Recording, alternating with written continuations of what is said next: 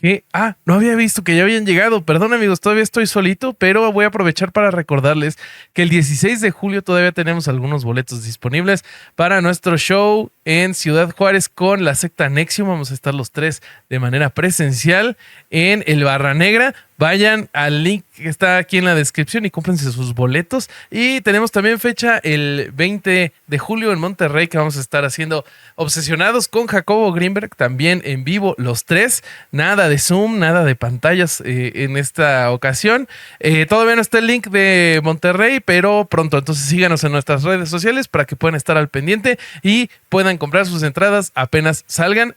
Los dejo con el episodio. Bye. Migrar no solamente es moverse de un lugar a otro, intentar llegar y sortear los peligros que implica México, sino que migrar también es abandonar, es soltar, es dejar a tu familia, es dejar tus barrios, es dejar la ropa que te gusta ya, es dejar a tus amigos, tu cotidianidad. Romper ese vínculo, creo yo que es de lo más doloroso que puede haber para un ser humano. Tu red de apoyo, ¿no? Social. Tus redes, tus amigos, sentirte solo, caminar solo. Denuncian que, por ejemplo, en Monterrey, la policía detiene a los haitianos solo por estar caminando en la calle por las denuncias que reciben de los barrios privados.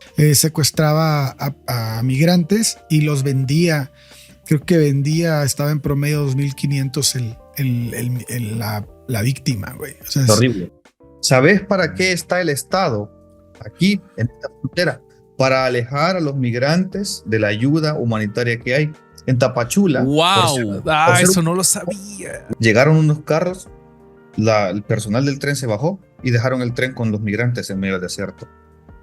O sea, yo diría que eso es claramente un intento de homicidio. Sí, totalmente, totalmente. Eso es terrorismo de Estado. Sonoro.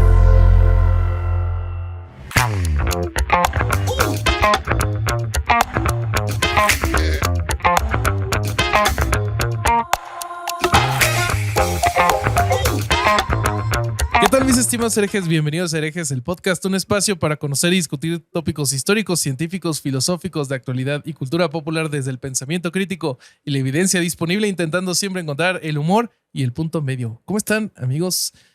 Volvemos con un tema pesado. Hoy a ver qué opinan del episodio. Creo que se va a poner bonito. Les voy a presentar a mis coanfitriones para ir empezando. ¿Cómo estás, querido Alejandro Vázquez Espilicueta, mi queridísimo Vasco? Bien, todavía estoy sorprendido de que hayamos agotado la primera fecha del show de Ciudad Juárez en 4 días y de lo bien que se está vendiendo el segundo show. Ya lo habrán visto en la introducción al episodio, pero nada, acompáñennos el 16 de julio en Ciudad Juárez y el 20 de julio en Monterrey, que va a estar buenísimo. Estoy muy emocionado. La verdad que el proyecto de este episodio nos lo propuso la familia Sonoro y eso me permitió descubrir, aunque este episodio salga como el orto, sea una cagada, que esperemos que no, ya el solo hecho de haber escuchado Humo valió la pena, porque es hermoso lo bien que está hecho ese podcast, así que ya solo por eso vale la pena, así que estoy muy contento del invitado que tenemos. También estoy muy contento de que ya casi llegamos a los 100.000 suscriptores, así que si usted llega por primera vez, suscríbase en YouTube. Aunque nos escuche en Spotify, suscríbase en YouTube, que llegamos a los 100.000 dentro de muy poquito. Perfecto. Pasemos con el siguiente coanfitrión, el Alejandro Burro Muerto de este drama total llamado Herejes el Podcast. Qué horror, no le doy a ninguna de mis referencias. Chale, si usted veía Cartoon Network en los 2000, vas a ver de qué estoy hablando. Vos tenés que pensar que somos los dos más grandes que vos. Siempre tenés que buscar para más, tipo el Box ¿Crees Bunny que de este personaje le va como anillo al dedo? Es él. Ok. Entonces habrá gente verás, que lo entenderá entonces. Sí, ya verás los comentarios después. ¿Cómo estás, querido Corsario? ¿Qué pasó, mi Bobby? Muy bien, gracias. Muy contento por estar grabando este episodio, que vamos a encontrar un montón de vínculos entre pues todos los lugares donde se dan este tipo de circunstancias y este tipo de violaciones a los derechos de las personas, ¿no? Y bueno, hoy nadie trae ninguna playera de herejes. Qué raro, güey, pero ya saben ustedes que pueden conseguirlas en chunchos.mx. Playeras, tazas, sudaderas, bolsas de Herejes el Podcast, de Toda la Chismecito y parafernalia. de Café con Tachas. Puede ir usted a consumir el producto nacional herético. Que en los shows en vivo va a haber venta de productos, les contamos, de chunchos, y que muy pronto se suma la venta en Argentina de los productos de chunchos. Estamos ya casi ¿sí? cerrando eso. Ah, sí. Ya casi lo tenemos cerrado.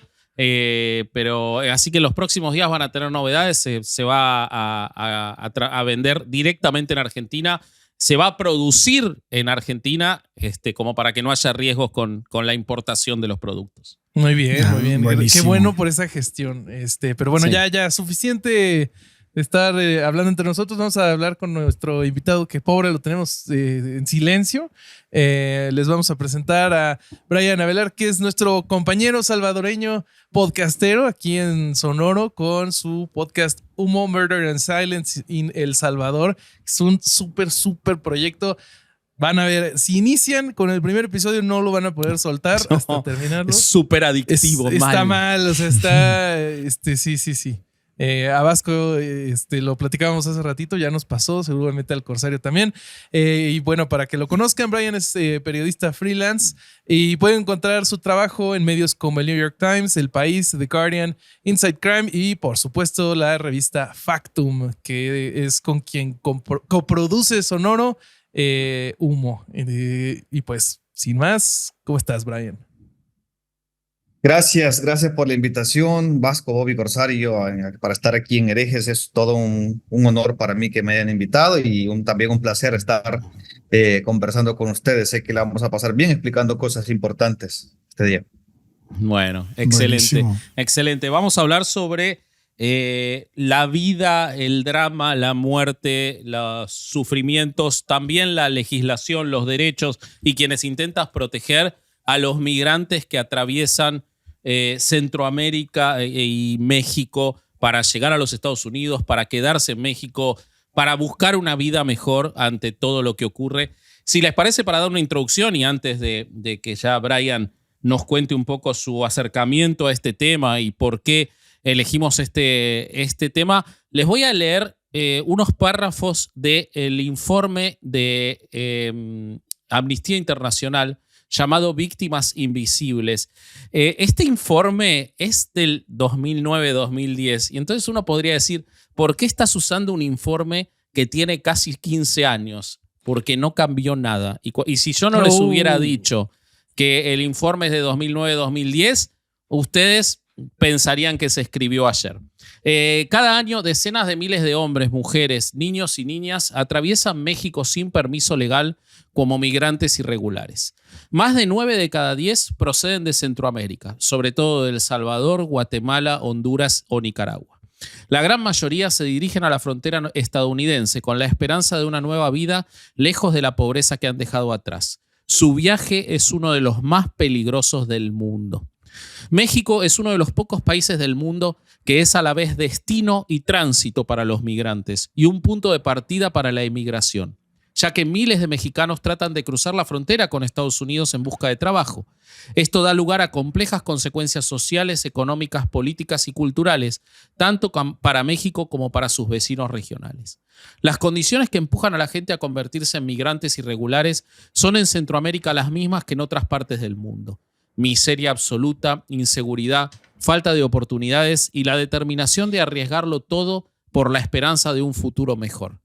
La realidad para muchos migrantes que hacen su viaje a través de México puede ser, no obstante, devastadora.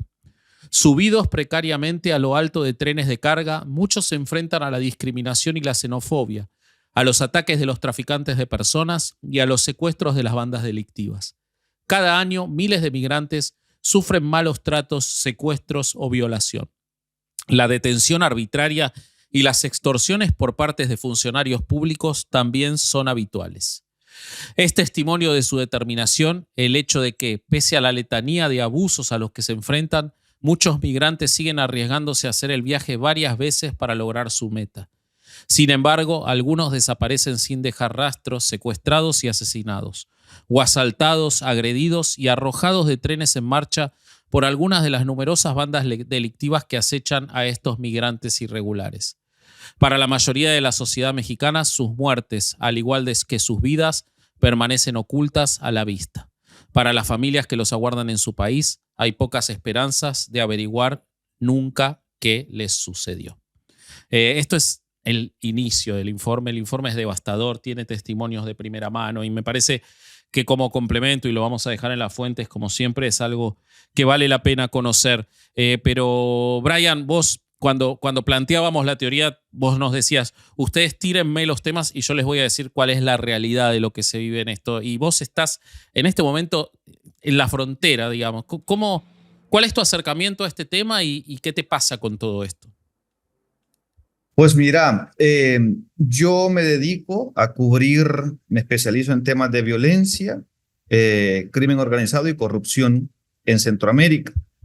Pero desde hace 2 años, que esto supongo que ya lo vamos a abordar más adelante, cuando yo vengo aquí a México, pues me interesó mucho el tema de la migración, que es un tema que yo lo veía, digamos, desde allá, desde El Salvador, desde donde sale la gente expulsada hacia México. Pero ahora, estando acá, pues por trabajar como freelance en un medio, me terminé llegando a Tapachula, conociendo esta ciudad. Y cuando llego a esta ciudad frontera, me pareció increíble lo que había aquí. O sea, cientos, miles de personas llegando aquí, ya no solo de Centroamérica, sino ahora de todas partes del mundo, huyendo de las guerras, de la violencia, de la pobreza, del hambre ocasionada por cambio climático muchas veces. Es decir, aquí en este lugar se reúne el producto de toda la crisis que está atravesando el mundo en este momento. Entonces, luego de mi primer reporteo, digamos, en este lugar, en esta ciudad, decido hacer un proyecto periodístico y venirme a vivir acá.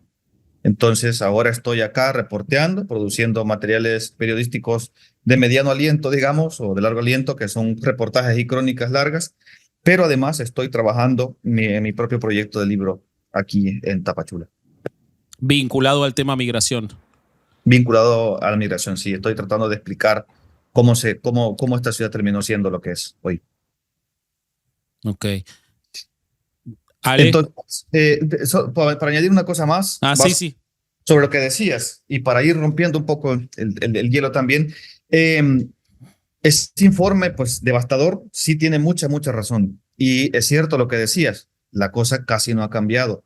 Yo diría que ha cambiado solamente, pero no para mejor, sino que ha cambiado para peor, porque la crisis que tenemos ahora aquí es peor. Es decir, en aquel momento, todavía llegar a la frontera sur, digamos, era un primer alivio para muchos migrantes, porque aquí podían descansar, podían metafóricamente, digamos, tomar agua, refrescarse, descansar un poco para luego seguir su camino por todo lo largo de México.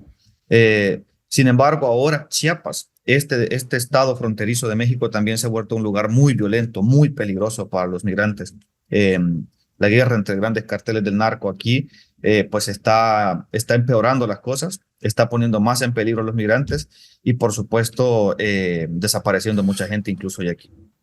O sea, hasta hace unos años lo que se oía era que lo peligroso eran las rutas, ¿no? Que si ir por la ruta del Pacífico, si pasar por Guadalajara, si ir por la ruta de la costa del Atlántico, por el centro. Ahora vos decís que ya llegan y están en peligro. O sea, que no hay ni siquiera la... Sí, correcto. Incluso en esta ciudad, en Tapachula, que es la ciudad frontera, pues estamos a un par de kilómetros, a unos cuantos kilómetros del río Suchiate, que es el que separa en esta región México de Guatemala. Ya los están secuestrando desde el Suchiate, por ejemplo, cuando antes era un poco, digamos, más accesible poder pasar en balsas el río Suchiate. Claro, les cobraban, les extorsionaban, hacían una cosa así, pero ahora están desapareciendo gente, secuestrando gente, metiéndolos en casas de seguridad y cobrando a sus familias desde que ponen el primer pie. Ni siquiera han puesto un pie en México, ya los están secuestrando. Qué espanto, qué locura. Sí, qué locura. Había bastantes casos. Yo me acuerdo cuando yo estaba más chico, de que en la frontera sur, de casos de esclavitud de inmigrantes para asuntos de agricultura y todo lo que tenía ahí, todo lo que se había apoderado, los grupos delictivos e incluso las sociedades que vivían ahí, o sea, que ni siquiera estaban vinculadas al crimen directamente, ¿no? Después, cuando se vino en México, pues la lucha esta contra el narco que encabezó Calderón, empezó a haber muchísimos casos de desaparición de personas en el norte de la República. Por ejemplo, en lo que era Tamaulipas, San Fernando, por allá. En San Fernando está el caso de los 72 migrantes que mataron, ¿no? Es increíble. ¿Cuál es ese caso, Ale? Lo que pasa es que en este momento, cuando estaba la guerra contra el narco, había dos grupos delictivos amplios en Tamaulipas, ¿no? Que eran los Zetas y eran el Cártel del Golfo. Entonces ahí lo que estaba pasando era que la guerra constante y la pérdida de soldados para ellos, para miembros de los grupos delictivos, estaba a la baja con tanto confrontamiento, tanto enfrentamiento en el centro, sur y norte, que empezaron a secuestrar camiones y todos los migrantes, como pasaban a la frontera, iban allá. Entonces, en una ocasión detuvieron un camión con 72 migrantes, y estos fueron prácticamente exterminados. O sea, el caso fue horrible. No sé si escucharon, se llama la masacre de los 72 en San Fernando, Tamaulipas, para la gente que nos escucha. Esto fue alrededor del 22 de agosto, me parece, 2010. Ahí se presenta la primera masacre, ¿no? San Fernando no es la única. San Fernando, para tener una idea, está cerca de la frontera con Estados Unidos. Muy cerca de la frontera. Okay. Sí, muy cerca de la frontera de Matamoros, sí.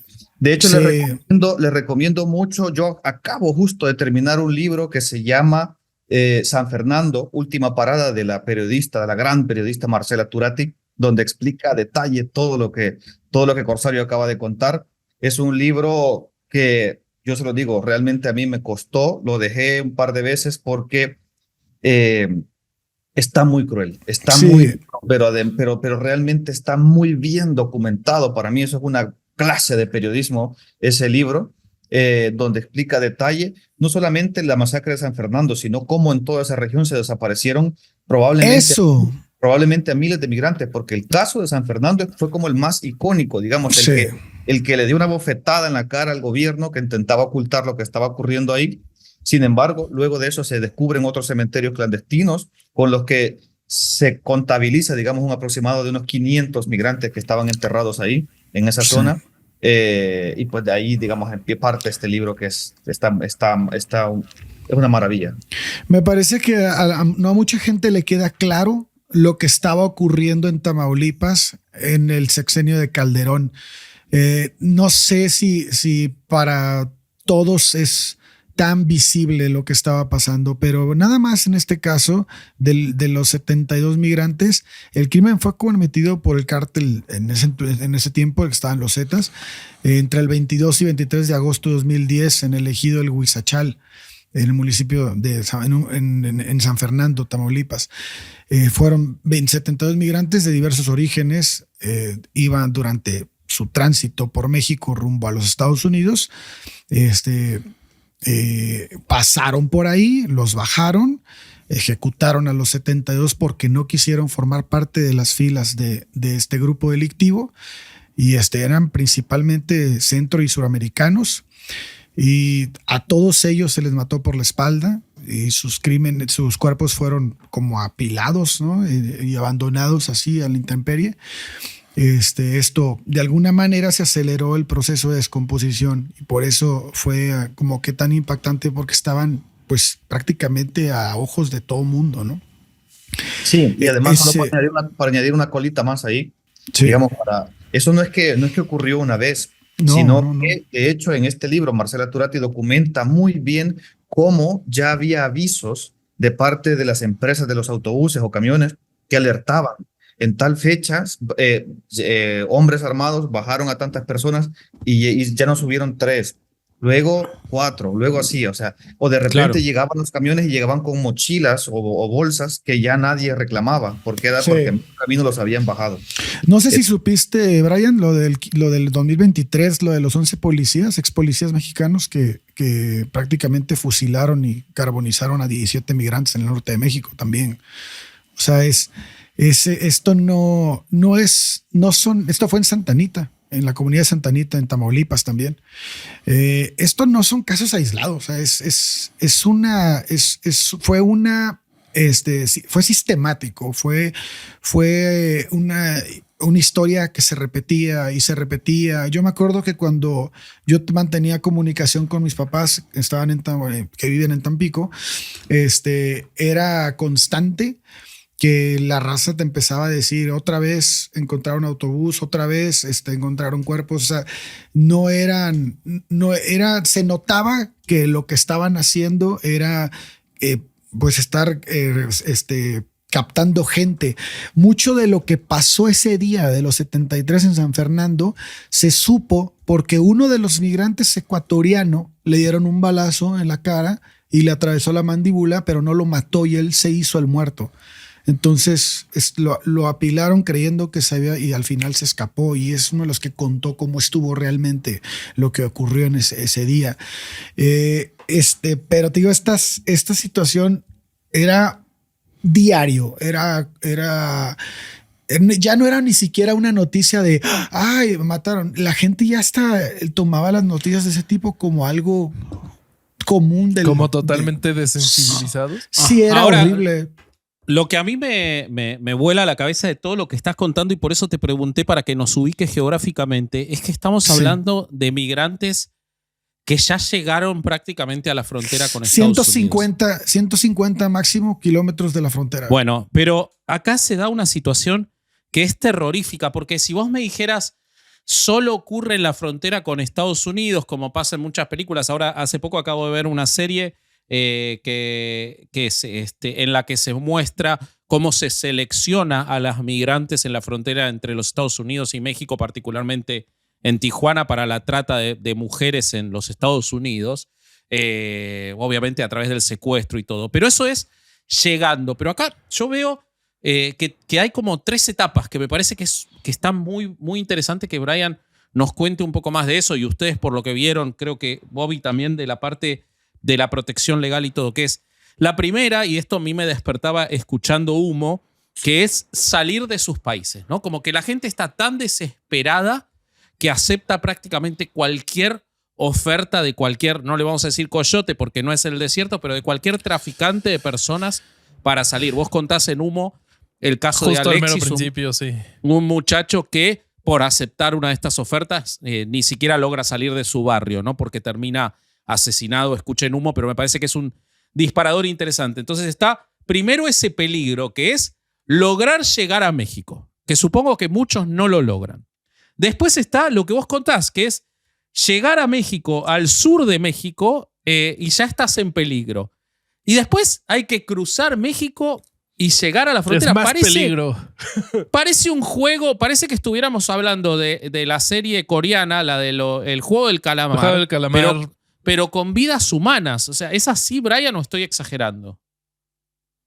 No, no estás exagerando, Vasco. De hecho, es justamente una de las cosas que planteamos en Humo. O sea, ¿qué tan jodida tiene que estar? Y perdón, no sé si se puede usar esta palabra aquí. No, vos dale. Pero, pito, culo, concha, caca, forro. Ahí puedes darle. Ya está, ya habilité el malapalabrómetro. Esa era la contraseña en realidad. Sí. Ya habilitaste todas las palabras. Todas. Concha. Ahí puedes seguir. ¿Qué tan jodido tiene que estar alguien para que tomes la decisión de dejarlo todo y aventarte a esta travesía tan peligrosa en la que podés perder la vida tuya y la de los que te acompañan muchas veces? Y eso es una pregunta que puede sonar sencillo, pero es que migrar no solamente es el riesgo. Yo también quisiera humanizar un poco más el hecho de migrar. Migrar no solamente es moverse de un lugar a otro, intentar llegar y sortear los peligros que implica México, sino que migrar también es abandonar, es soltar, es dejar a tu familia, es dejar tus barrios, es dejar la ropa que te gusta ya, es dejar a tus amigos, es dejar a tu familia, es dejar a la señora de la esquina que te fía o que te deja que te lleves las cosas y las pagas después. Tu cotidianidad, romper ese vínculo, creo yo que es de lo más doloroso que puede haber para un ser humano. Tu red de apoyo, ¿no? Social. Tus redes, tus amigos, sentirte solo, caminar solo. ya estoy leyendo mucho sobre migración, justamente pues porque estoy trabajando en esto. También Y acabo de porque terminar. sos un migrante, vos también. Mira, de hecho, lo que te digo, esta reflexión última que acabo de hacer es porque yo la he vivido en algún momento. Yo, si bien ahora ya puedo volver a mi país, durante un tiempo no pude volver y son cosas que yo pensaba. O sea, que haber dejado esos vínculos. Yo en mi país, ya lo vamos a explicar más adelante, pues, pero yo dejé mi carro, mi casa, mi moto, mi perra. Justo cuando digo esa señora que te fía, es porque había una señora en la esquina que ella me vendía queso y de repente había un día que yo no sé, por alguna razón se me olvidó la billetera y esa señora me daba el queso y que yo se lo pagara después. Entonces yo siempre le decía, este es el mejor queso de todo El Salvador. Ella se reía y bueno, yo me iba para mi casa con el queso. Esas pequeñas cositas de cotidianidad incluso se extrañan cuando estás fuera. Obviamente no me estoy comparando con un migrante que tuvo que Por dejarlo supuesto. todo, venderlo todo, que arriesgar su vida, porque esto no fue mi caso para nada, ni de lejos, pero quería humanizar un poco más, digamos, esto y recordar que no solamente es atravesar un infierno, sino desde que salís de tu casa, desde que cerrás la puerta, agarrás tu mochila y salís hacia un rumbo desconocido, empieza el martirio realmente. ¿Sabes Oye. qué, Brian? Perdón, voy. Dale. ¿Sabes qué, Brian? Yo ahorita estás hablando de esto, me recordó mucho a cuando empezó la guerra con el narco en Tamaulipas y la gente empezó a irse de Tampico. Yo creo que uno de los puntos que te estás tocando también tiene que ver el que el lugar donde vivías, el lugar donde creciste, dejó de ser ese lugar, ¿no? Dejó ya el migrante se va porque siento yo que no en todos casos, pero en algunos casos, porque ese lugar en donde estás ya no es el lugar que era, ya te abandonó ese lugar también. O sea, es el quedarte en otro hábitat. No estás en tu casa, ya no se siente tu casa, ya se perdió todo sentimiento de pertenencia porque ya no encuentras ese queso del que estás hablando, ¿no? Oye, ¿sabes qué? Y justo conectándolo con lo de humanizar al migrante, creo que sí es muy importante porque para la imagen de algunas instituciones y algunos gobiernos es muchísimo más fácil hablar de números, ¿no? Entonces el migrante sale de su casa y ya es una cifra, ¿no? Ya no es una cara, ya no es un nombre. Y pues, pues es deshumanizarlos y dentro de eso creo que la gran mayoría que toman esta decisión pues pusieron en una balanza y de un lado estaba ese lugar donde crecieron, que dejó de ser lo que era, como dice Ale, y los riesgos que van a tomar o los riesgos que van a tomar para cambiar de lugar donde van a vivir, les parece mejor que quedarse en donde estaban. Es que además cuando decimos que emigrar es un derecho, bueno, está de sobra decir que tenemos derecho a buscar librar nuestra vida, Claro. o sea, buscar salvar nuestra vida. Les voy a poner dos ejemplos y voy a tratar de hacerlo más breve para explicar esto que acabo de decir.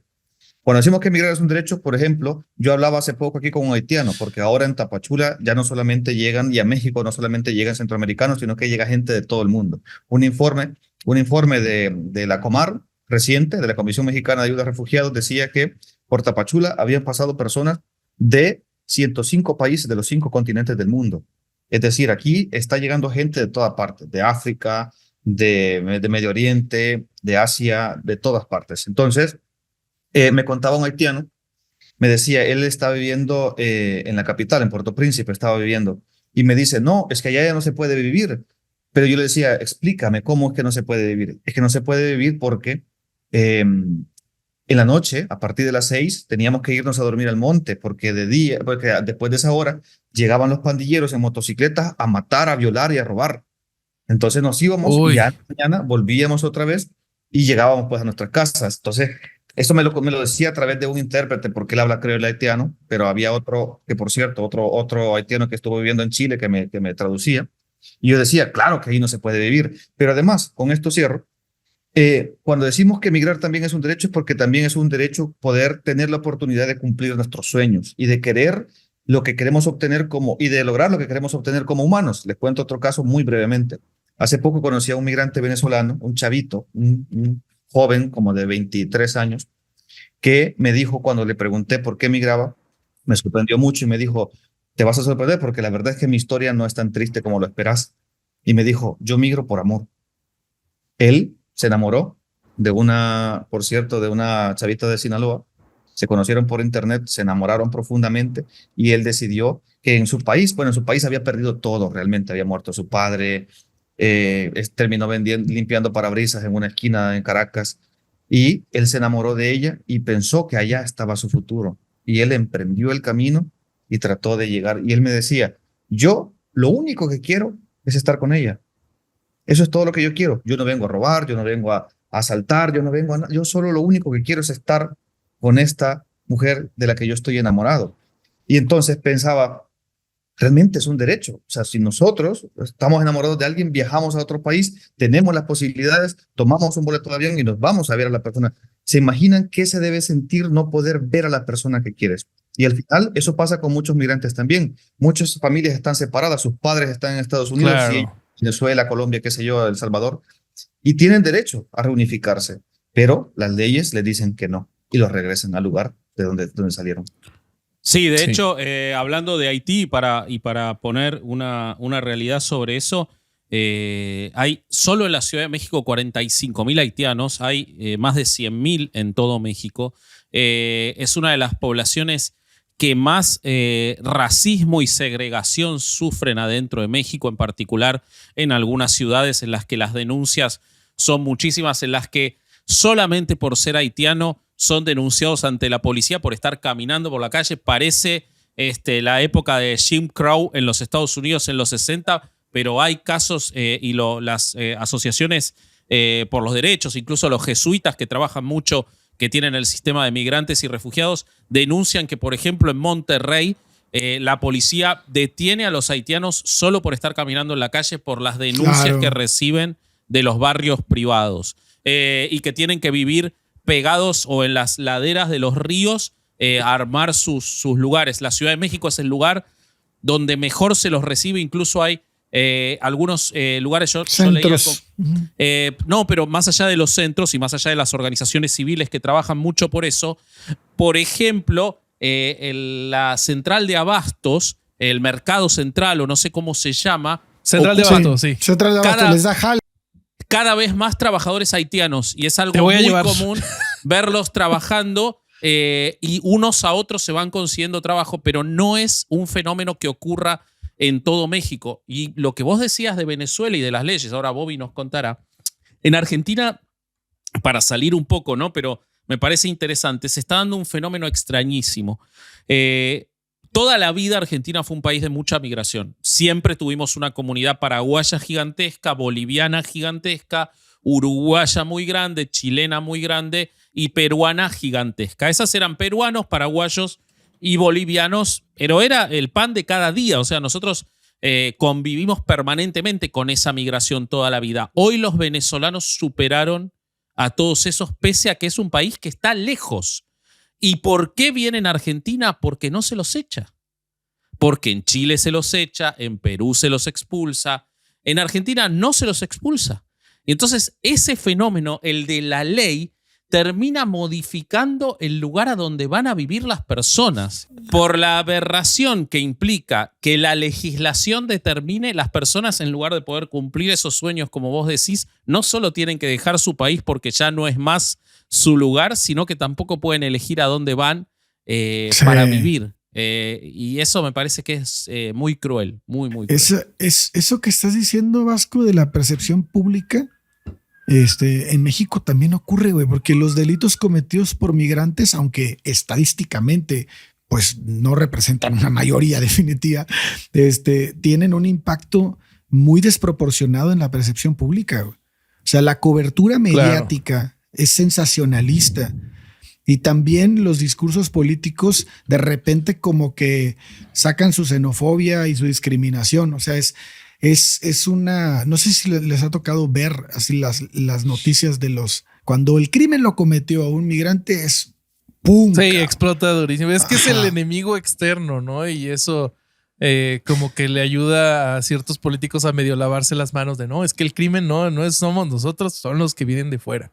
Pero ¿cómo le agrega crueldad a ese factor el hecho de que eso mismo le hacen los norteamericanos a los mexicanos, ¿no? Claro, güey, Y sin embargo, los mexicanos se lo hacen a Claro. otros. Ann Coulter, un monstruo en la forma de un ser humano, escribió un libro en el que describía cómo la culpa de todos los males de los Estados Unidos era la migración mexicana. Y que en México se haga lo mismo me parece una cosa terrible. Sí, eso. Con eso que estaban diciendo, de hecho, tienen toda la razón.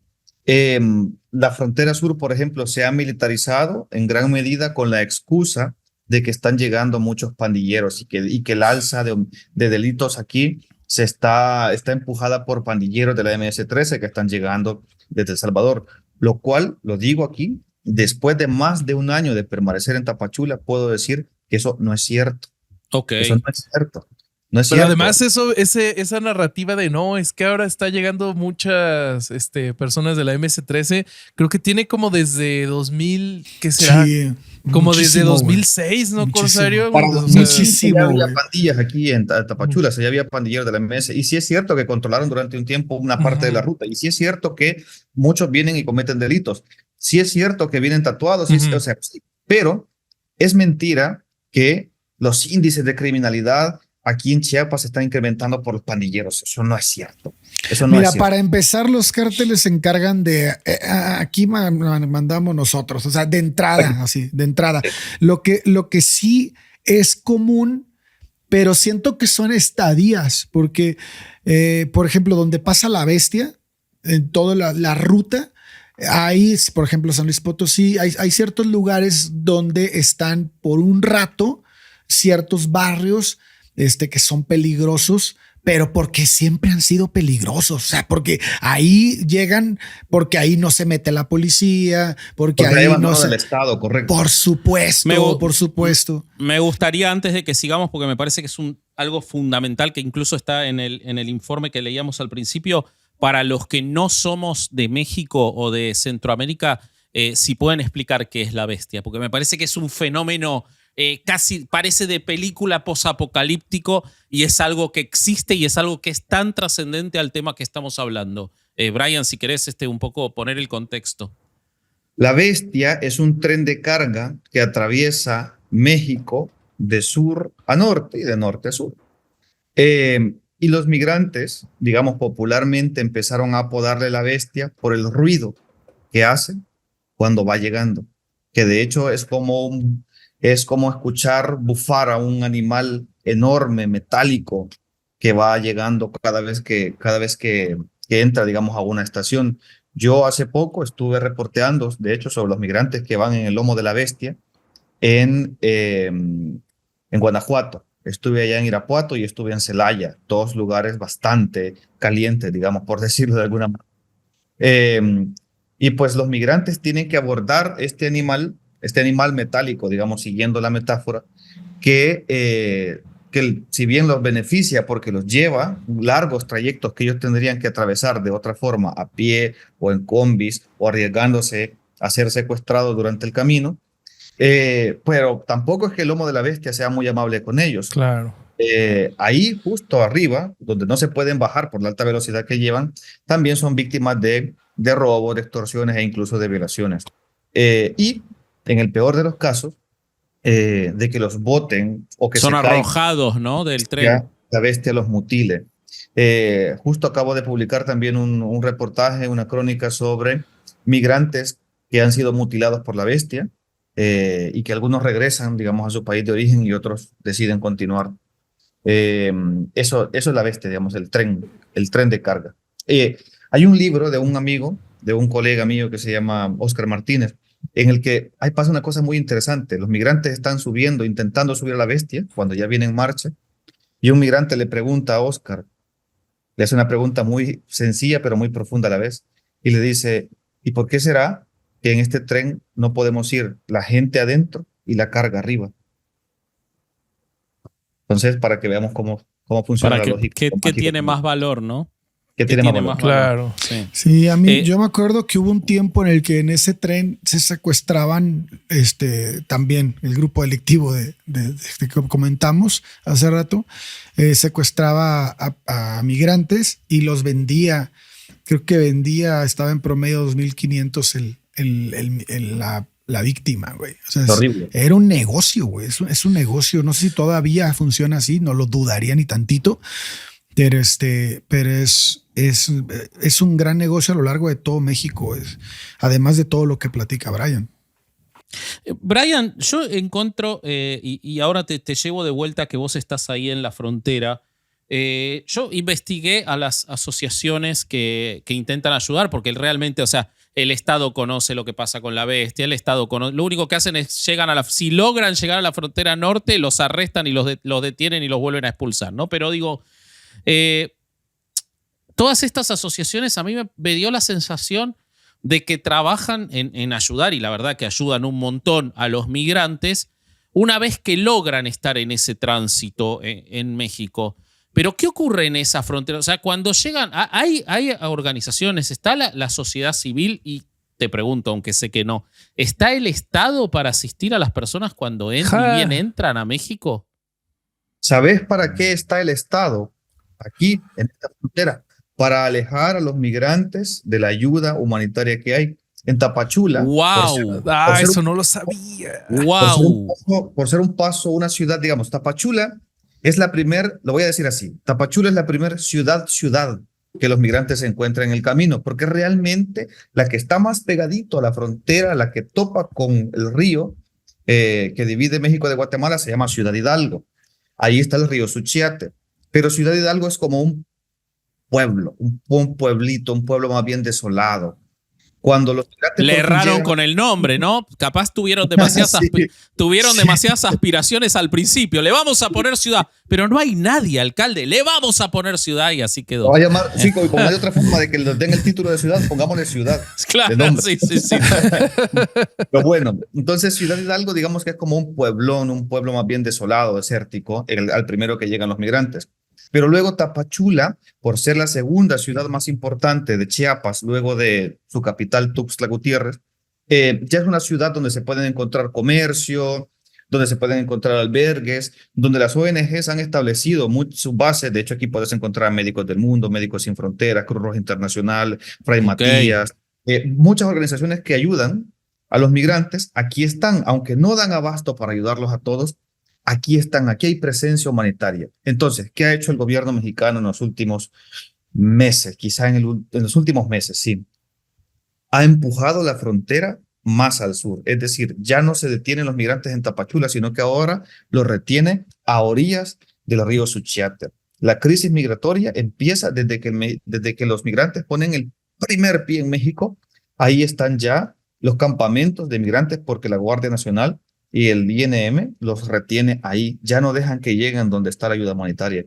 Entonces ahora las organizaciones de ayuda tendrían que estar casi en el río, ¿no? Sí, tienen que estar casi que recibiendo a los migrantes en el río. Llegan algunos camiones, he visto un camión de UNICEF que está ahí dando consultas, pero es menos porque ellos tienen su base acá. Entonces claro. lo que está haciendo, y luego lo que hacen es que a veces se los están llevando en camiones, pero se saltan Tapachula y los van a dejar a Tuxtla Gutiérrez o a otros municipios donde no hay tanta ayuda humanitaria. Claro. Entonces, básicamente los dejan perdidos, desorientados. Hay muchos migrantes que creen que cuando están en Tuxtla ya casi están cerca de Estados Unidos, pero están lejísimos. Sí, casi 4.000 kilómetros, ¿no? Sí. Entonces, y 4.000 kilómetros de México. Sí. De México, sí. Entonces, los dejan más desorientados, más perdidos. El migrante piensa que ya está cerca de la frontera norte y no, está lejos, y está lejos de la ayuda humanitaria también. Pero no entiendo, Bobby, ¿esa es la política de puertas abiertas? ¿Cómo funciona? Contame un poco porque me pierdo, Bobby. Yo sé que vos me vas a saber guiar. ¿No era una política de puertas abiertas cuando empezó este sexenio? ¿Cuáles eran las puertas? Los AMLovers se van a enojar. Era abrazos, no balazos. Nos quedamos en eso, ¿no?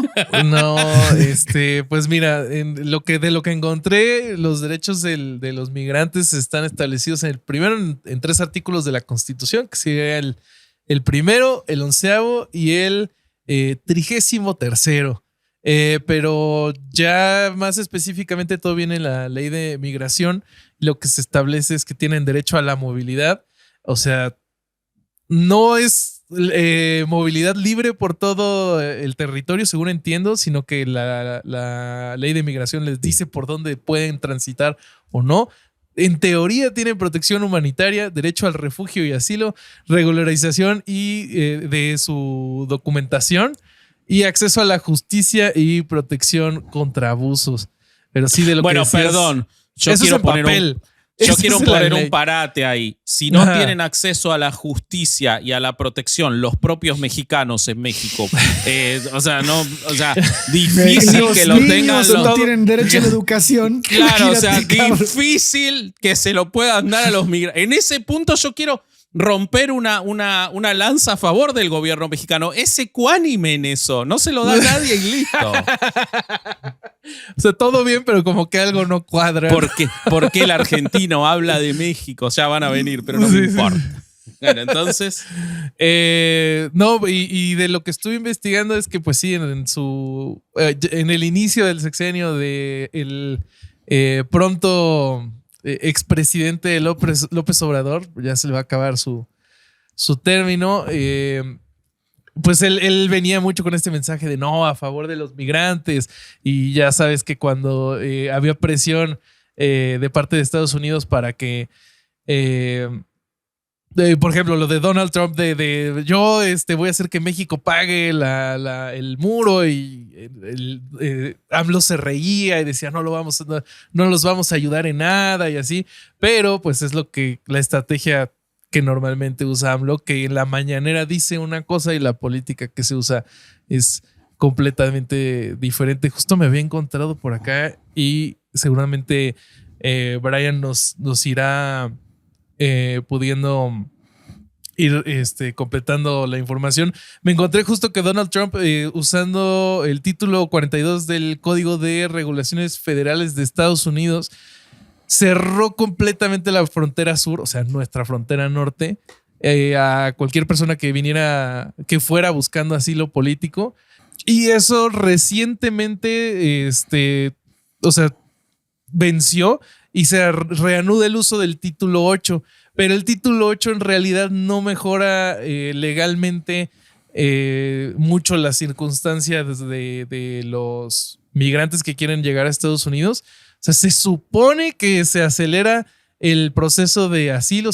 Bueno, lo que sí que es cierto, se pusieron centros de procesamiento regionales en Centro y Sudamérica y se supone que se incrementan los recursos y el personal. El problema es que la cantidad de aros, según lo que fui encontrando, por los que tienen que ir saltando los migrantes, o sea, ya estando en la frontera, son un montón. O sea, por ejemplo, les hacen entrevistas para establecer un miedo legítimo. Por ejemplo, si están buscando asilo político de persecución, en esa entrevista ellos tienen que demostrar que realmente tienen miedo. Y el gobierno pues nunca es y siempre es bien objetivo, ¿no? Para determinar ese tipo de cosas. Mira, Bobby, yo creo que en general, independientemente de las leyes momentáneas, digamos, que vayan aplicando los gobiernos, las políticas antiinmigrantes en general, el gran paraguas de las políticas antiinmigrantes de Estados Unidos aplicadas por México, porque ahí ninguno de los dos, digamos, que se quita la culpa, o sea, echarle la culpa solamente a Estados Unidos porque ellos son los que promueven estas leyes, pero también México que las aplica. Claro. Sí, de hecho tiene este sexenio récord de detención y expulsión de migrantes, histórica de México. Yo la gran lógica, digamos, que le veo a esto, aparte de que es muy inhumana, es una política de cansar a los migrantes. Por ejemplo, aquí, claro, a orillas del río Suchiate, hace unos días entrevisté migrantes que tenían 14 días de estar durmiendo a la orilla del río. Estamos aquí ya hay lluvias, entonces el río empieza a subir. Hay crecida. Tienen que salir corriendo, y no es que salen corriendo a una cama, salen corriendo a protegerse debajo de unos pequeños techos que hay. Entonces, lo que me decían nos han dicho que hicieron unas listas ya supuestamente para llevarnos hasta Tuxtla, Pero ¿qué es lo que pasa? Después de 14 días en esas condiciones, ya muchos se enferman, otros se cansan. Entonces lo que quieren es ir gastando al migrante, luego que se enfrente a otros peligros y otros peligros y otros peligros para que por fin los pocos que logren llegar a la frontera ya estén derrotados desde antes de que empiecen su proceso nuevamente para ver si les dan asilo en Estados Ay, Unidos. ¿sabes qué? Algo que justo me resuena con esto que dices. Encontré que uno de los requisitos para uno buscar asilo político en Estados Unidos es que si pasaste por un país antes que Estados Unidos, tienes que haber solicitado asilo político en ese país. Y entonces, si pasaste por México y no solicitaste asilo político en México, ya no puedes solicitar en Estados Unidos porque te van a regresar. Además, lo que hay es una cantidad de desinformación. Y como cambian las leyes a cada rato, entonces los migrantes también están desinformados porque no tienen ese tiempo. Si ellos están pasando los días sobreviviendo, entonces no tienen tiempo para informarse tanto como deberían o como sería, Claro. digamos, ideal. Entonces, ¿qué pasa? Cuando ellos creen que está vigente una ley, corren para intentar llegar a la frontera y cuando llegan por fin, que eso puede tardar meses, Ya no está vigente. se dan cuenta de que ya no está vigente. Entonces, por ejemplo, en algún momento Estados Unidos también aplicó la política de que para pedir asilo en Estados Unidos, si habías pedido asilo en otro país, te tenías que quedar en ese país. Entonces, ¿pero qué hacía México? Obligaba a los migrantes, digamos, a solicitar asilo con la idea de que con ese documento podían transitar tranquilamente. Entonces, claro, los migrantes aquí en Tapachula decían, bueno, si yo obtengo un papel y con ese papel ya puedo cruzar México tranquilamente, pues pido ese papel. Claro, para que te dieran ese documento, podías estar aquí entre 3 semanas, 3 meses, o yo conocí algunos que llevaban 10 meses. Y cada día implica gasto, dinero, porque muchos aquí no es que te estén ofreciendo trabajo en la vuelta de la esquina, Lógico. sino que muchos pasan pidiéndole a su familia, ya sea en Estados Unidos o de su país de origen, que les ayuden. Entonces, al final eso va cansando al migrante, lo va agotando, y hasta que o algunos se dan por vencido, o algunos algunos se regresan incluso a su país, o algunos se quedan estancados en algunas ciudades en las que pueden sobrevivir. Al final es una política inhumana porque lo que busca es agotarte, explotarte, exprimirte lo más que se Y pueda. alejarte, ¿no? Cuando por fin llegues a la frontera norte, regresarte otra vez de cero. Uf. Qué locura. Y acá, por ejemplo, leyendo un informe de la Fundación Sin Fronteras que habla de el periodo 2000 a 2020, la cantidad de detenciones producidas en los centros de detención migratoria existentes en México han superado los casi 3 millones de eventos. O sea, es un número gigantesco. Estamos hablando de números que se acercan a las poblaciones de algunos países. Pero Ale... La mitad de El Salvador, de hecho. Exacto, pero Ale, esto es los que tienen quizás suerte, los que son detenidos, ¿no? ¿Cuántos son muertos, desaparecidos, secuestrados? Porque esos datos también existen, ¿no? No, es una locura. Dime. No existen esos datos, perdón que interrumpa. No existen ni siquiera. No, porque justamente por la naturaleza, digamos, del fenómeno migratorio que es indocumentado, donde los migrantes buscan pasar desapercibidos por las autoridades, no dejar rastro porque saben que las autoridades los pueden detener y deportar, pues de la mayoría, yo me atrevería a decir, según activistas que tienen décadas trabajando con los migrantes, lo que se sabe es que realmente la mayoría, el grueso de la migración, no queda registro, al menos en México. De las deportaciones, sí, a partir de ahí, digamos, se puede tener un estimado de extrapolarlo, ¿no? Extrapolarlo un poco, pero realmente de ese subregistro, digamos, de personas desaparecidas, secuestrados o personas que se quedaron en el camino, es muy incierto hablar. Pero es que además es muy difícil en una sociedad que sí considera a las personas migrantes como, qué triste, pero como no relevantes, güey. O sea, si tenemos un gobierno que no puede encontrar a 43 estudiantes, ¿tú crees, mexicanos, ¿Tú crees que van a tomarse el tiempo para ver cuántas fosas comunes hay en Tamaulipas, en Ciudad Juárez, en toda la frontera de México con Estados Unidos? O sea, Pero es que ni siquiera es de darse el la tiempo y- cantidad. Creo No que les son interesa, güey. Son No les cómplices. interesa. Es que Les justo interesa el supuesto. negocio. Son cómplices del negocio. ¿Cómo puede ser que viajen en un tren y no haya nadie que diga están viajando? Porque me imagino que ese tren tiene controles del Estado. No. Y sigue ocurriendo. O sea, no hay. Yo creo que no solo no hay interés, hay complicidad y hay participación en que toda esta gente sufra Oí lo que hicieron- por otros intereses creados, ¿no? oí lo que me contaron unos migrantes la otra vez. De hecho, esto es un tema y si algún periodista, otro periodista está escuchando esto, pues sería bueno que lo investigáramos. Eh, la otra vez unos migrantes me contaron que Ferromex, si no me equivoco, ¿verdad? Es la empresa que maneja el tren, Sí. que es una concesión, que el Estado es dueño de las líneas férreas, pero el aparato, la máquina esa, digamos, es privada, que de hecho tiene seguridad privada, a los que los migrantes les llaman los garroteros. Hoy los garroteros, porque antes andaban con un garrote, ya no andan solo con garrote, hoy llevan armas largas. Y la otra vez, lo que hicieron fue que pararon un tren en medio del desierto. Llegaron unos carros, el personal del tren se bajó y dejaron el tren con los migrantes en medio del desierto. O sea, yo diría que eso es claramente un intento de homicidio. Sí, totalmente. Totalmente. Eso es terrorismo de Estado. Claro. Sí. Sí. Sí, Oye, sí, y sí, sobre sí. todo, pues algo que yo lo veo como con un paralelo con el caso que cuentan en Humo, la parte del Estado de querer cuidar la imagen, ¿no? Y de no, o sea, entonces lo que dice Ale de cómo de intentar encontrarlas, pues no las van a intentar encontrar y no se les destinan los recursos por cuidar la imagen además. Pues Sí. si hablamos del caso de El Salvador, también vemos una política, digamos, volcada hacia cuidar la figura y la imagen básicamente de una persona, que es el presidente Nayib Bukele. Un paralelo Hoy lo vi absoluto.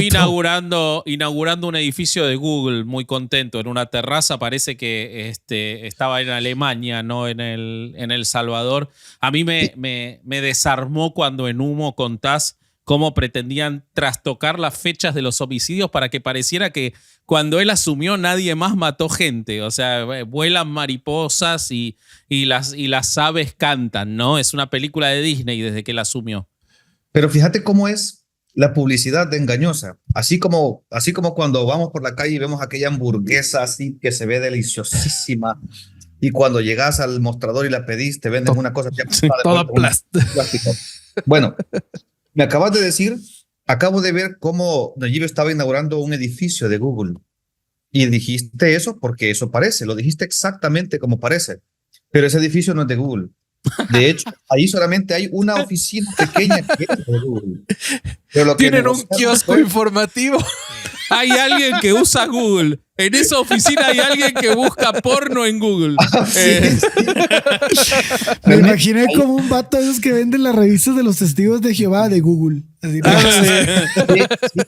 sí, güey. O sea, realmente ahí en ese edificio hay una oficina de Google y lo que negociaron fue poner un letrero de Google grande para que se vea como el edificio de Google. Y No ya, puede pero ser. realmente esa hamburguesa no es así como está ahí. Vasco, no, esa hamburguesa no es así. Qué De tremendo. verdad, la qué realidad tremendo. supera la ficción por 1 millón. O sea, Sí. si eso Sí. lo pusieran Qué loco. en Bueno, una eso- sátira, dirían, no, esto no puede ser. Bueno, eso extrapolado es realmente el trabajo del gobierno de El Salvador. O sea, es venderlo todo y de hecho es hasta, no sé, es terrible. Hace poco Nayib tuiteó o dijo, creo, un discurso, básicamente que en El Salvador no se movía ni una hoja sin que él lo supiera. Entonces, él parece tener el control de todo cuando son cosas buenas. Cuando inauguran una calle, puede ser un alcalde de algún pueblito lejano, pero el alcalde tiene que tuitear. Gracias al gobierno de nuestro presidente Nayib Bukele, estamos sembrando este árbol. Gracias al gobierno del presidente Nayib Bukele, estamos recogiendo esta basura. Gracias al gobierno del presidente Nayib Bukele, estamos tal. pero cuando pasan cosas malas, parece que el presidente no se enteró de nada. Él no tiene ni responsabilidad ni idea de lo que pasó. O si alguien, Claro. por ejemplo, es descubierto cometiendo actos de corrupción, el presidente no se entera de nada.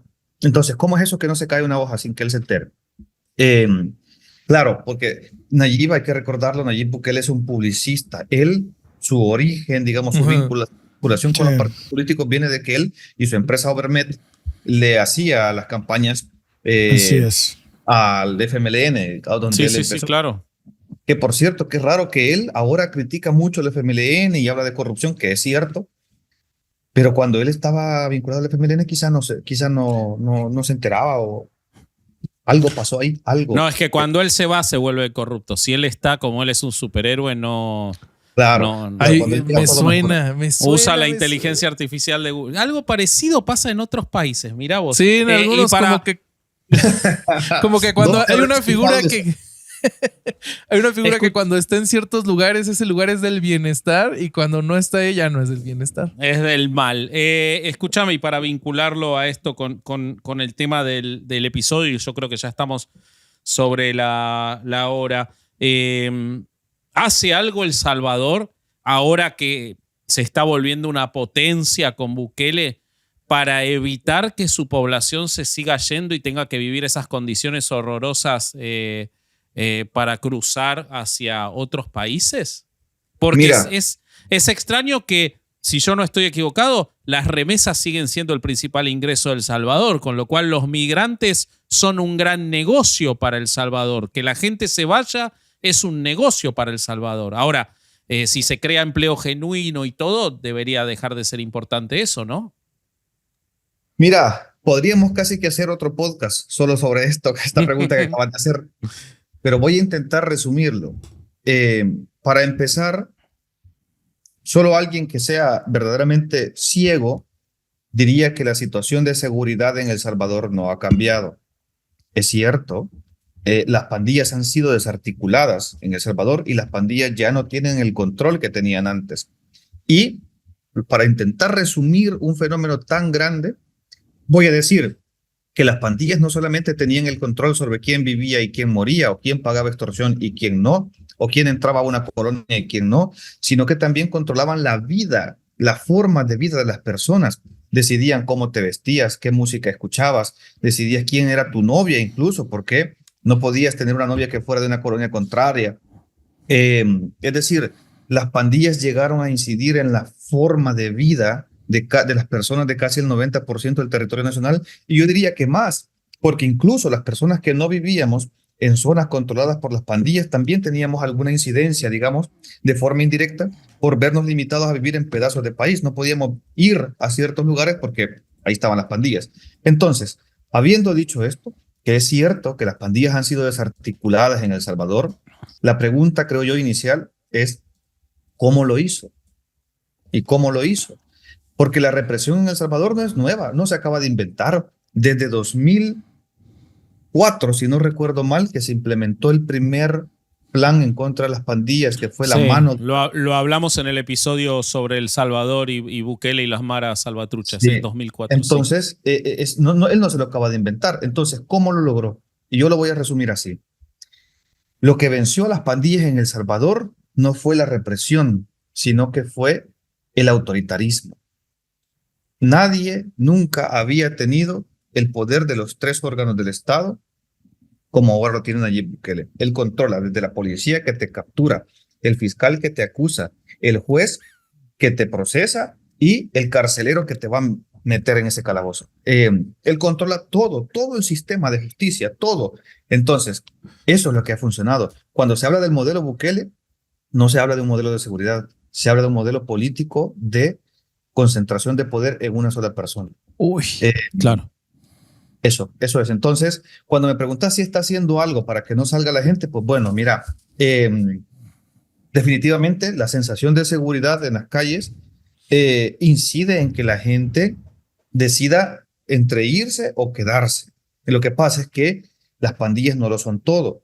No son todos los problemas de El Salvador. De hecho, si nos ponemos a analizar, por eso te decía que podemos hacer un podcast sobre esto, las las raíces, digamos, de por qué surgen las pandillas o por qué las pandillas encuentran un caldo de cultivo perfecto para crecer en El Salvador, siguen estando ahí. La pobreza, la desigualdad, la marginación, la ausencia del Estado, esos problemas siguen estando ahí.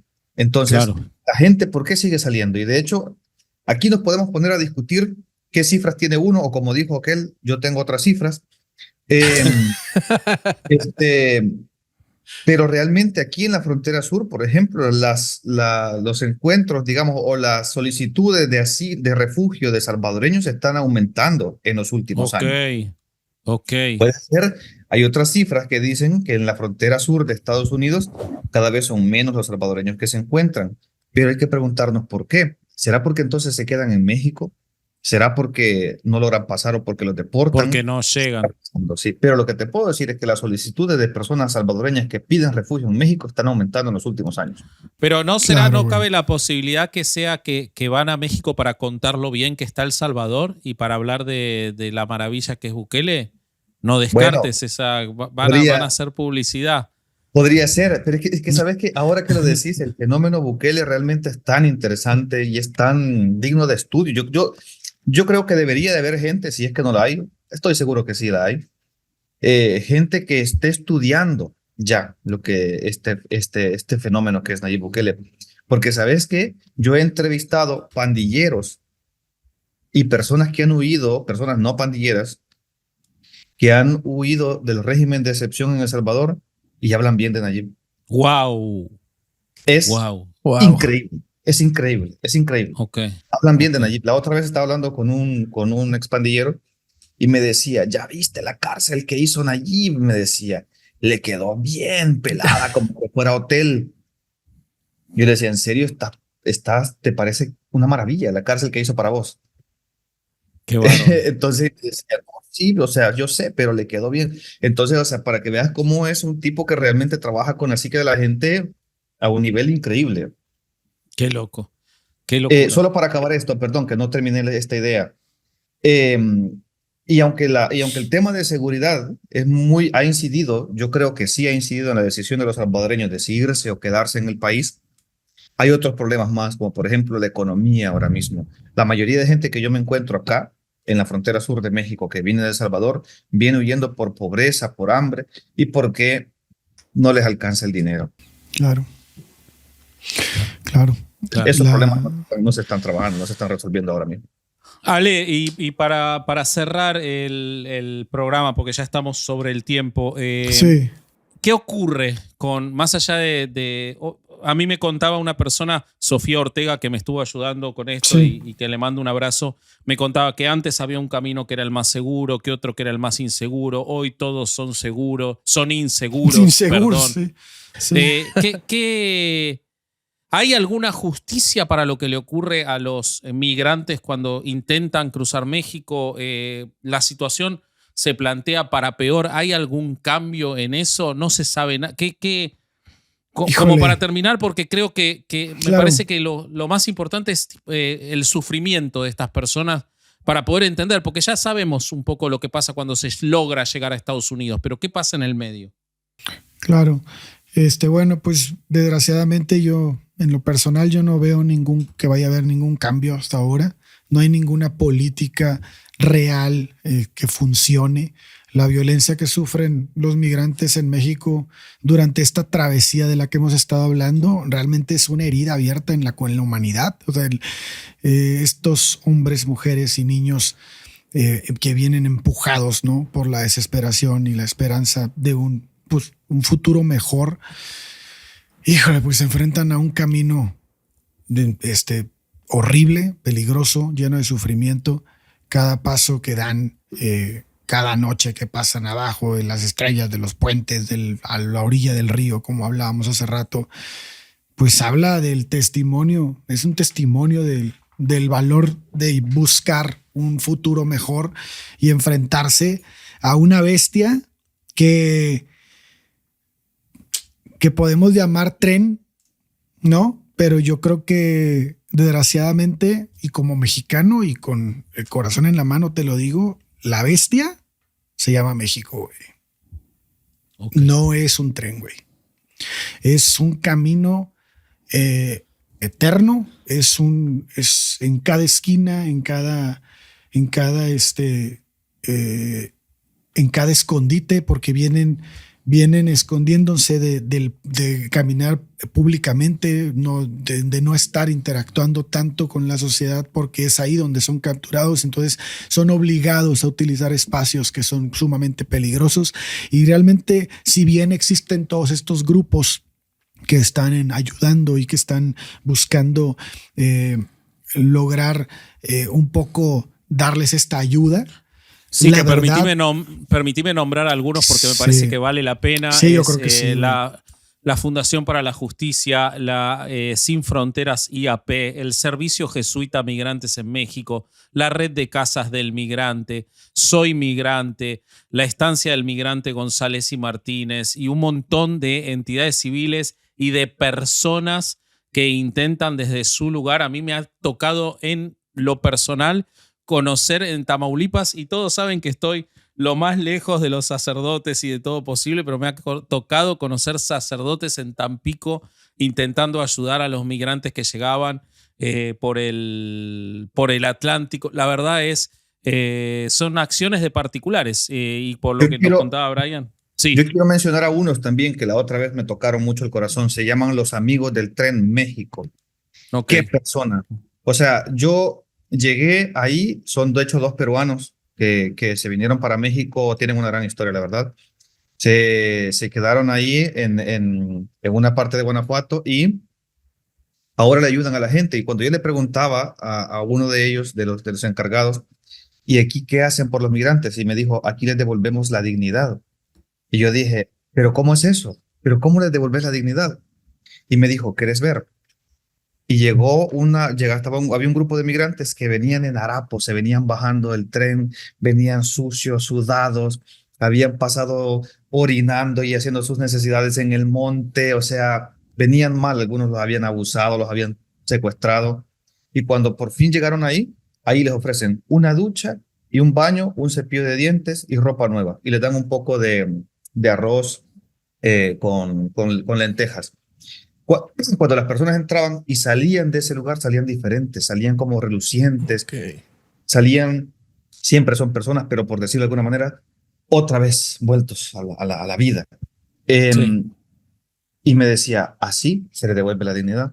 Me decía, para nosotros, pasar un rato sin poder ir al baño, pues rápido buscamos otro lugar y encontramos ahí. Estas personas tienen que ir por los montes, o sea, donde los secuestran en lo oscuro, en el peligro. Y cuando vienen aquí tienen un lugar donde se pueden bañar y hacer sus necesidades, limpiarse los dientes y comer un poquito. Vos sabés que una de las cosas más deshumanizantes que hacían los nazis cuando llevaban a la gente a los campos de concentración en los trenes era no permitirle a los judíos, a los gitanos, a los homosexuales, a quienes se llevaban en los trenes, utilizar los baños, y entonces la gente se veía forzada a orinar, a hacer sus necesidades en donde podían, en las vías, en los costados, y eso generaba aún más la deshumanización de parte de los alemanes, que decían estos monstruos, estos subhumanos que no hacen ni siquiera sus necesidades en el baño. O sea, para contextualizar lo que estás diciendo, ¿no? Que cosas que no vemos a veces y que son terribles. Y no quiero dejar de nombrar a la Fundación FM4 Paso Libre también, que hace mucho por los migrantes en México. Pero Ale, estaba cerrando la idea. Ok, excelente. Estabas diciendo, Ale, más allá de todas estas asociaciones. Sí, que el sufrimiento de los migrantes pues nos desafía a ser mejores personas, a no mirar hacia otro lado, nos invita a reconocer de alguna manera pues toda la dignidad y al actuar de la justicia y compasión, ¿no? Es como debemos de analizar y para lo que nos debe de alguna manera servir todo este tema, porque pues de alguna manera su valentía nos debería de inspirar, ¿no? De todo lo que estábamos hablando al principio, el dejar su casa, el empezar este camino, que al principio estoy seguro que ni siquiera se imaginan cómo va a ser, pero ya el simple hecho de salir de su casa y de entrar a un país que ni siquiera conocen y de enfrentarse a los monstruos que están aquí para finalmente pues llegar a su meta, pues debe ser algo que debemos respetar, ¿no? El dolor que llevan nos debe obligar a reflexionar sobre nuestra humanidad, y cómo la compartimos con los demás y cómo la utilizamos como sociedad. Creo que el trato al migrante habla mucho de quiénes somos, habla mucho de lo que esperamos ser como país, y una gran oportunidad para demostrar cómo queremos ser, y cómo criticamos, no tanto cómo tratan al mexicano en Estados Unidos. Pues deberíamos de empezar por ahí. Quiero cerrar yo con mi intervención con una recomendación de otro libro. Como les decía, estoy leyendo bastante sobre migración. Hay un libro que se llama Solito, que de hecho lo escribe un salvadoreño que hace su viaje a los 9 años hacia Estados Unidos. Es muy, muy humano. O sea, si quieren leer una historia en primera persona de alguien que vive eso, y que aunque no le pasen, aunque no lo secuestran, no lo torturan, no lo matan, pero para que, lo que hablábamos al principio, para que se dimensione, digamos, el sufrimiento humano simplemente de dejar la casa y irse a un lugar desconocido, les recomiendo ese libro, Solito, de Javier Zamora. Ok. Bueno, muchísimas gracias, la verdad que está buenísimo. Escuchen Humo, que trata de otra cosa y a la vez no. O sea, me parece que hay un componente en común en todo esto que tiene que ver con el abandono humano y la desazón que llevan a las peores condiciones y a ponernos de víctima de los peores monstruos. Quedó mucho más, pero bueno, no da el tiempo. ¿Dónde te encuentra la gente, Brian? ¿Y dónde puede ver tu trabajo y tu contenido? Pues mira, mis redes sociales, yo uso, la verdad, Instagram y Twitter, que son como mis dos redes más. Si quieren seguir mi trabajo, de hecho, más en Twitter. Mi usuario es @bavelar con V. Y ahí pues ahí me pueden encontrar. Brian Avelar en mis redes sociales, y puedes seguir mi trabajo en los medios en los que publico, en los que están ahí, que ya mencionaron al principio. Sí, y si no lo googlean, que toda esa información llega a la sede central de Google, que está en El Salvador. O sea, la mudaron de Ahí Silicon pusieron sus Valley. Servidores nuevos. Sí, todo. La mudaron de hecho, los fundadores incluso se mudaron a El Salvador. Van a hacer una sitcom, viven con Bukele en un departamento. Los fundadores de Google. Las acciones ahora también cotizan allá. Todo. Ahora, así como iban a hacer la Bitcoin City, que nunca la hicieron. Sí, es cierto. Van a hacer la Google City. Google City, exactamente, ahí está todo. Así que pueden googlearlo. Bueno, y a nosotros, suscríbanse a Patreon, cada vez subimos más contenido. El Corsario no le alcanza con hacer café con tacha, si hace microcápsulas de TDAH. O sea, el Corsario tiene TDAH para todo menos para el TDAH, porque es de lo único que habla. O sea, es como que es lo único que no tiene TDAH. Ahí tiene la hiperconcentración, pero la verdad que la cápsula que subió está buenísima y nos interpela a todos. Bobby subió más contenido de análisis de la cultura popular. Están los relatos de Caro Hernández Solís, están las preguntas de Sin Libros, está todo, ya casi 400 contenidos. Si se hacen Cucurrul, pueden escuchar el show en vivo de Jonestown. Ese es exclusivo de Cucurrul. Así que, bueno, suscríbanse a Patreon, que nos ayudan un montón. Vayan a vernos en Ciudad Juárez y en Monterrey. ¿Y qué más, Corsario? Y pueden conseguir los productos de Herejes, de Chismecito y de Café con Tachas en chunchos.mx. Vayan por favor y nos vemos en Juárez, todos bien vestiditos de Herejes el podcast. Sí, y si no Chismecito de lunes a uniforme, viernes a las 11 de la mañana. Sí. Si no tienen el uniforme de Chismecito o de Herejes, ahí en los shows lo puede comprar. Yo quiero otra vez volver a recomendar Humo, de verdad está buenísimo. Se van a picar un montón. Es una historia que te atrapa. Está muy bien hecho, está muy bien contado, muy bien editado. No tiene desperdicio por ningún lugar. Entonces, trabajamos durante más de un año esa serie. Quiero decir, hay muchas historias ahí personales, tanto de las víctimas, digamos, o de sus familiares. Claro. Es una historia también muy personal y para mí. y que además creo yo que explica lo que está ocurriendo en El Salvador. Si alguien quiere dedicarle un tiempo a entender qué es lo que está pasando realmente en El Salvador, ahí se los contamos. Sí. Y de una Y es forma un gran espectacular. policial. Es un gran Sí. un gran relato policial en el sentido de cómo está estructurado. Lo van a disfrutar mucho. No se crean que es un documental de datos y cosas. Lejos de eso, es una historia muy apasionante para seguir. Te engancha y no lo podés soltar. Es real, no es publicidad. Es real, lo estamos escuchando los tres muy apasionados. Así que Sí. muchas gracias. Sí. Y redes sociales para que nos sigan a nosotros. Estamos como corsario.org, vasco.org, yo soy bobby.org y en todos lados estamos como Herejes el Podcast. Ya, vámonos de aquí, porque este fue otro domingo de no ir a misa y escuchar Herejes el Podcast. Adiós. Adiós, muchas gracias.